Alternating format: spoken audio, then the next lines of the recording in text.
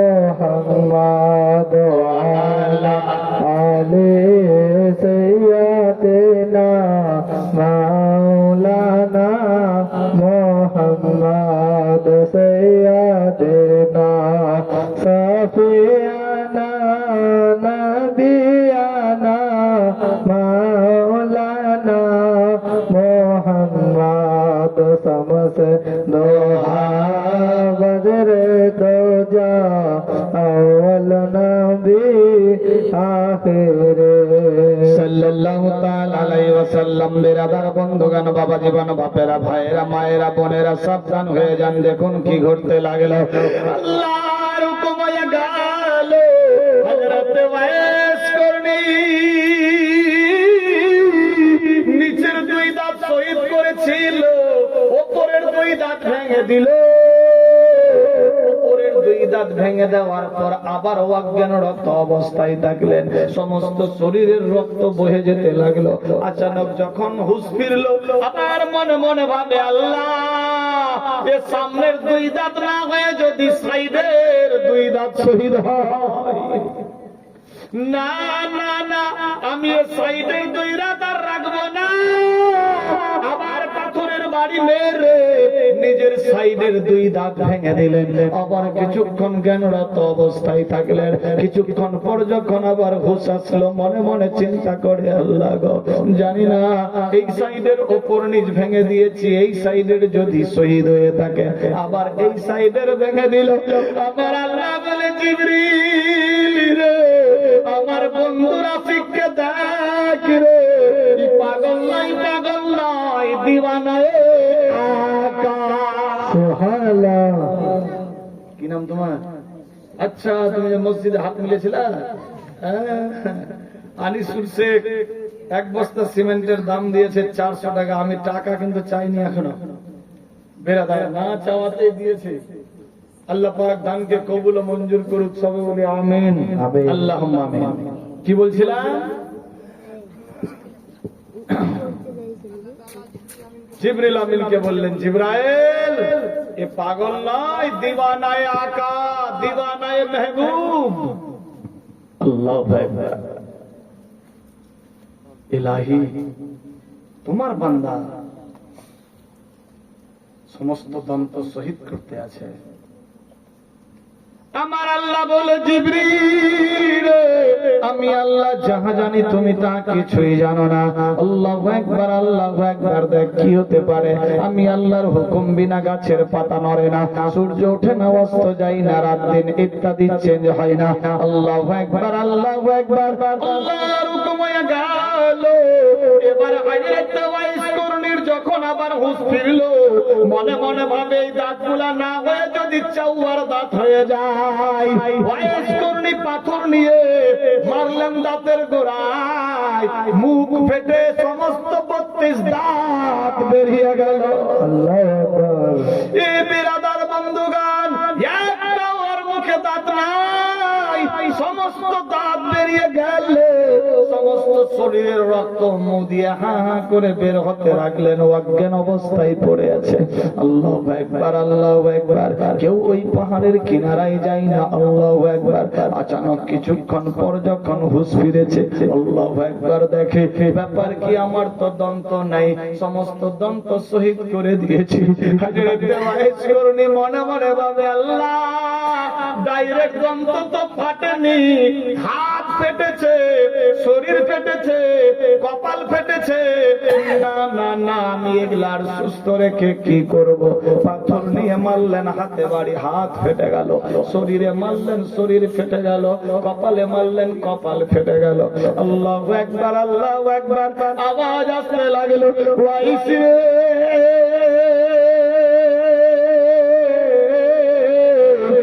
আর মেরো না, মেরো না, মেরো না, ওয়াইস রে, আর মেরো না। যখন আওয়াজ আসতে লাগলো, হযরত ওয়াইস করনির মনের মধ্যে পড়ে গেল। ডানে বামে চতুর্দিকে দেখে কেউ নাই, কেউ নাই। আচানক আওয়াজ আসলো, ওয়াইস, আমার শরীরে আঘাত দিও না।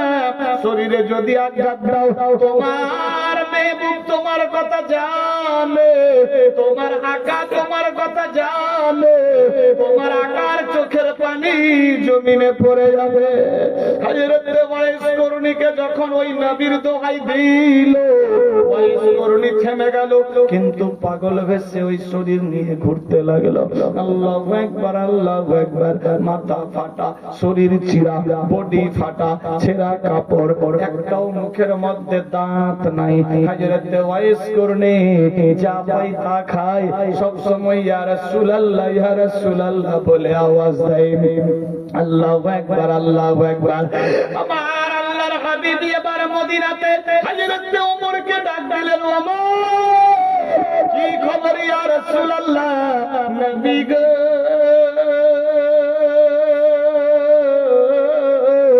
আসসালামু আলাইকা আইয়ুহান নবী। ওয়া আলাইকুমুস সালাম। ওমর রে, ওয়াইস করণী নামে একজন রয়েছে বাচ্চা, তবে নাম বললেন না আল্লাহর হাবিব। আল্লাহর হাবিব বললেন, ওমর ওই শহরে কারান ইয়ানি ইয়ামান শহরে একজন দিওয়ানা আশিক আমার রয়েছে, শোনো রে ওমর। সঙ্গে ছিলেন হযরত আলী।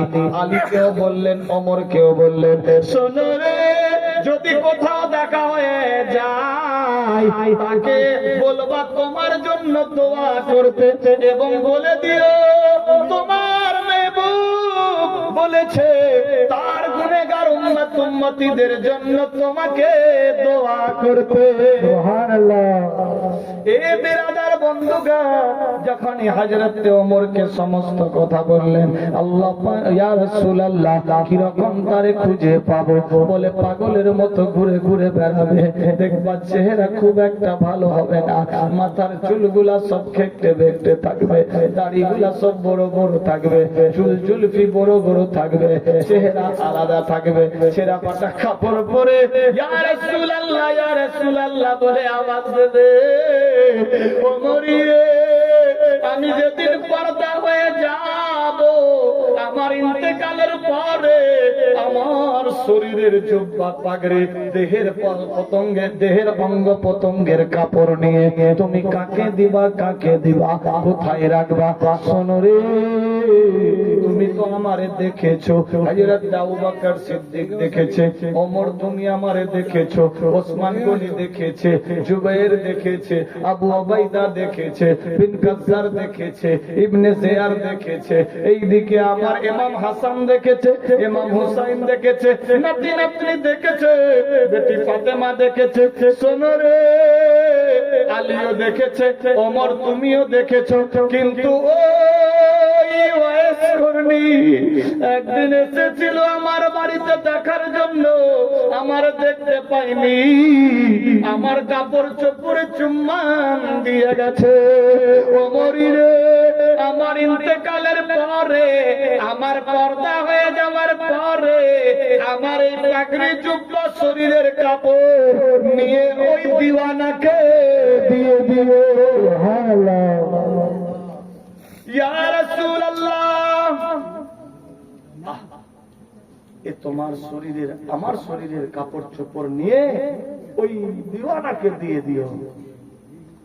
আপসের মধ্যে খিলবিল শুরু হয়ে গেল। হুজুরকে জীবন চাইতে বেশি ভালোবাসি,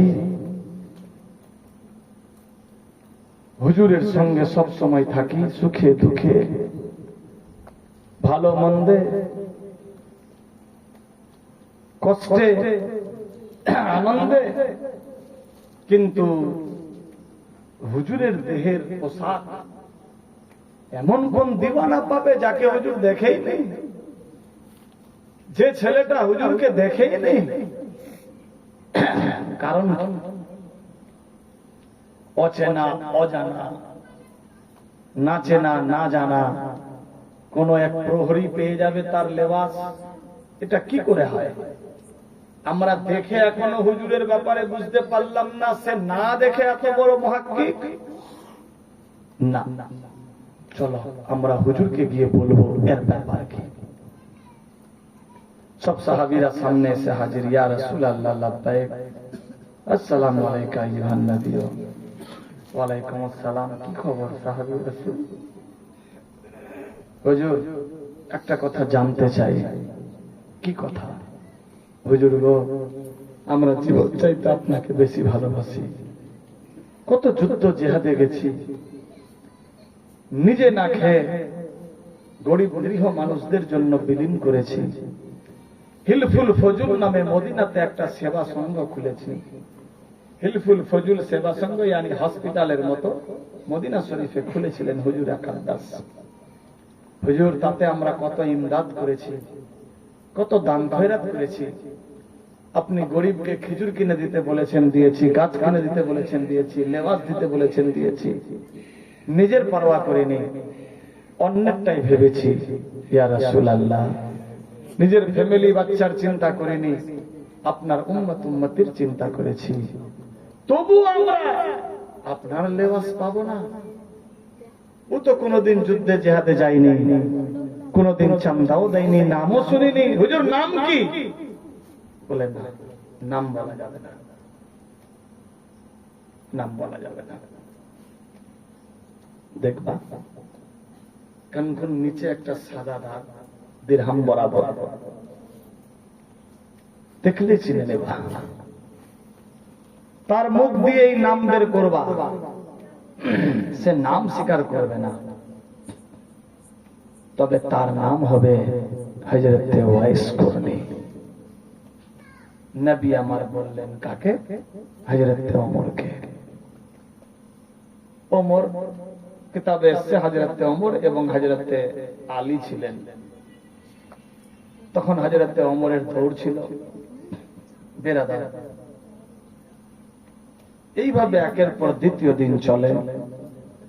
আবার সাহাবীরা বলে, ইয়া রাসূলুল্লাহ, সে এত বড় মহান মহৎ ব্যক্তি কি করে হয়ে গেল?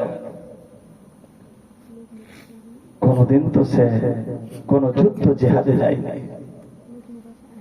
কোনদিন তো সে আপনার সাথে দেখা হয়নি, ইসলামের কোন কাজেই সে আসেনি, কিন্তু সে এত বড় মহৎ ব্যক্তি কি করে হলো জানতে চাই। আল্লাহর হাবিব সাল্লাল্লাহু তাআলা আলাইহি ওয়াসাল্লাম বলে, ওমর রে, আল্লাহু আকবার, আল্লাহু আকবার। তার বর্ণনা বলা যাবে না, যাবে না, যাবে না। কেন ইয়া রাসূলুল্লাহ? জানতে চায়, অবস্থা ডেঞ্জার হতেছে। আল্লাহর হাবিব বললেন, শোনো রে, তোমরা আমার সঙ্গে যুদ্ধ জিহাদে গিয়েছো, আমার সঙ্গে ইসলামে অনেক লাভ লোকসান দেখেছো, অনেক সময় দিয়েছো, অনেক দান পুণ্য করেছো, কিন্তু সে ওয়াইস করনি, আমার দেখেনি। আমাকে না দেখে সেই জায়গায় একবার এসেছে, দেখা পাইনি। সে পাগল ছেলে। আমাকে না দেখার কারণ হলো তার মায়ের সঙ্গে ওয়াদা করে এসেছিল, মায়ের ওয়াদা নিভাবার জন্য সে আমার কাছ থেকে ছুটে চলে যায়, মদিনায় সাক্ষাৎ হয় না। শোনো রে, ওই ছেলেটা যেমন তেমন ছেলে নয়, মায়ের দোয়ায়, মায়ের দোয়ায় সে বিশাল বড় ওলিয়ে কামেল হয়েছে। সুবহানাল্লাহ। তুমি কি সেই রকম মায়ের খেদমত করেছো? আল্লাহু আকবার। ওমর বললেন, ইয়া রাসূলুল্লাহ, কি রকম মায়ের খেদমত? এই ওমর ওয়াইস করনি মাকে বলেছিলেন, মা, তোমার ব্যথা বেদনা মেটাবার জন্য যদি আমার কলিজাকে ফাটিয়ে জুতা বানাতে হয়, আমি সে কলিজা দিয়ে জুতা বানাতে রেডি আছি। সুবহানাল্লাহ হবে না? সুবহানাল্লাহ। কি রকম মহৎ ব্যক্তি! হযরত ওয়াইস করনি মায়ের দোয়াই এত বড় হয়ে গেছে, মায়ের খেদমতে এত বড় হয়েছে, যার তুলনা কাউরি কাছে নাই। ওমর রে, তোমার দাঁত দেখি। হযরত ওমর দাঁত দেখাচ্ছেন। আলী, তোমার দাঁত দেখি, দেখা। ইয়া রাসূলুল্লাহ, বুঝতে পারলাম না। ওমর, তুমি আমার সঙ্গে আছো, আমার দন্ত শহীদ হয়ে গেছে না? হ্যাঁ ইয়া রাসূলুল্লাহ। দেখো তো, আমার দাঁত তো নেই। সাহাবীরা দেখছে, আহ কিতাবে এসেছে যখনই হুজুর একাদশ দাঁত খুললেন, এই দাঁতের ঝলকে ও যেই রকম আজকাল আন্ধি ঝড় তুফানে বিজলি চমকায়, আর বিজলি চমকার কারণে দেখবেন কোথাও চড়ক করলে আচানক গোটা এলাকা আলোকিত হয়ে আবার নিভে যায়। বিরাদার কিতাব লেখে সে বিজলির চাইতেও ৭০,০০০ গুণ বেশি বিজলির কিরণ দিয়েছিল বলি সুবহানাল্লাহ। একবার খালি দাঁত দেখার কারণে কত বড় লেজিসলেটিভ কুদরতি পাওয়ার আমার রাসূলুল্লাহর ছিল। শুধু দাঁত একবার বের করলেন তাই বিজলি চমকে গেল। আল্লাহু আকবার। ইয়া রাসূলুল্লাহ, সহ্য করতে পারছি না, আপনার মুখটা বন্ধ করে দেন। বিরাদার, ও বিরাদার, ও নবী, আল্লাহু আকবার। আল্লাহর হুকুম হয়ে গেল। আল্লাহর নবী সাল্লাল্লাহু তাআলা আলাইহি ওয়াসাল্লাম বললেন, ও নবীরে, আমার দাঁত দেখলা শহীদ হয়ে গেছে। হ্যাঁ ইয়া রাসূলুল্লাহ, তোমার দাঁতগুলা দেখি। হযরত ওমর দেখাই একটাও দাঁত ভাঙা নাই। হযরত আলীকে বলে, আলী রে, তোমার দাঁতগুলা দেখি একটাও দাঁত ভাঙা নাই। নবীর চোখ দিয়ে পানি ঝরতে লাগলো। ওমর বলছে, ইয়া রাসূলুল্লাহ, বুঝতে পারি না। হযরত আলী বলছে, নবী গো, বুঝতে পারলাম না কেন আপনার চোখ দিয়ে পানি। আল্লাহ চাইলে তোমার সঙ্গে দেখা হবে। আমারে ওয়াইস করনি কোনদিন দেখেনি, কিন্তু শুনে শুনে ৩২ খানা দাঁত ভেঙে দিয়েছে। সুবহানাল্লাহ। ওয়াইসে ওমর রে, যেদিন সে শুনতে পেয়েছিল আমার রাসূলুল্লাহর দন্ত মোবারক শহীদ, সেই দিন নিচের 2 দাঁত ভেঙে দিয়েছিল। আবার মনে মনে ভাবলো, না, নিচের না হয়ে যদি উপরের হয়ে যায়, উপরের ভেঙে দিল। মনে মনে ভাবলো, উপর না হয়ে যদি সাইড হয়ে যায়, সাইডের ভেঙে দিল। ওমর রে, এই রকম করতে করতে 1 খানা 2 খানা নয়, 32 খানা মুখের মধ্যে দাঁত দেখতে পাবা না। বেরাদার বন্ধুগান, শুধু তাই নয়, ওমর মাথা ফাটিয়ে হাত পা ফাটিয়ে দিয়ে আল্লাহু আকবার, ইয়া রাসূলুল্লাহ, ইয়া রাসূলুল্লাহ বলে আওয়াজ দিতেন।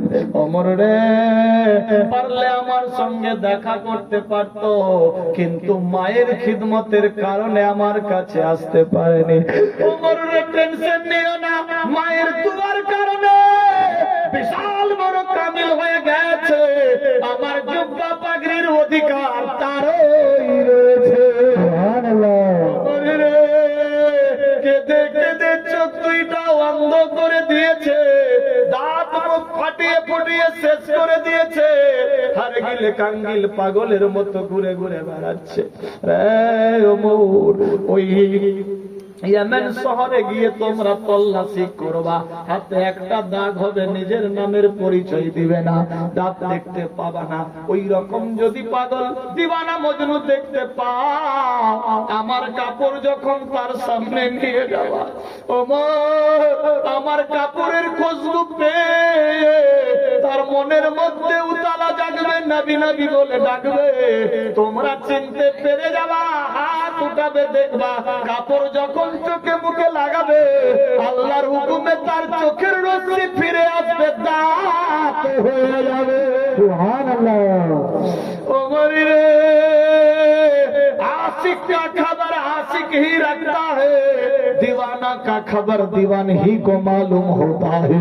ए उमर, टेंशन मत लो, ये सामान संभल के रखना, और उससे अगर मुलाकात कभी कहीं हो जाए तो दुआ करा लेना। सबसे पहले मेरा सलाम दे देना। अल्लाहु अकबर, अल्लाहु अकबर। समस्त खबर गुला हजरत उमर के आली के জানিয়ে দিলেন। বিশাল লম্বা ঘটনা। নবী আমার বললেন, শোনো গো, টাকা পয়সা, বিবি বাল বাচ্চা, সোনা দানা, বাড়ি গাড়ি, নারী, অট্টালিকা, পাহাড় পর্বত, জমি জমা, খালবিল, এমন কি নিজের জীবন চাইতে আল্লাহ আল্লাহর রাসূলকে বেশি বেশি ভালোবাসতে হবে। যে আল্লাহ আল্লাহর রাসূলকে বেশি বেশি ভালোবাসলো, সে হলো পাক্কা সচ্চা ঈমানদার। আমি এই পবিত্র মাহফিলে দেখতে চাই 11 জন বাপ, 11 জন মা পাক্কা সচ্চা ঈমানের পরিচয় দিয়ে কবরস্থান নিজের সমস্ত দাঁত ভেঙে দিলেন। শুনলেন কপাল ফেটে গেছে, নিজের কপাল ফাটিয়ে দিলেন। না না, আমায় যার জন্য দিওয়ানা তার দাঁত শহীদ হয়ে গেছে, আমি রাখবো না। কি রকম ছিলেন আশিক? দেখতে চাই आशिक हो तो ऐसा हजरत वैस कुरनी जैसा है कोई बंदा सिर्फ 5,000 रुपया देने वाला या देने वाली।